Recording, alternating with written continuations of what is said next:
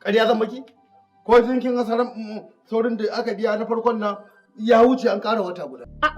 Maze ba shi ya mayar, ba shi kamar yadda wayan na gaya maka. Mafiya lokuta ba a zuwa a yi wa hukumar 'yan sanda rahoto cewa ga guri kaza ana aikata wannan abu. Ina shiga Norway an faka jirgin ƙasa ya dawo daga Lagos. Ina shiga na zauna har zan kunna shi sai ka mai gadi. Sai ce kai who are you? Na ce a gafiya ce ta shigo nan gurin shine zan kora ta ce. Tafiyar sa'a. Inna lillahi wa inna ilaihi raji'un. Za ka ba ita ko sai na fasa ma kai da harshe shi.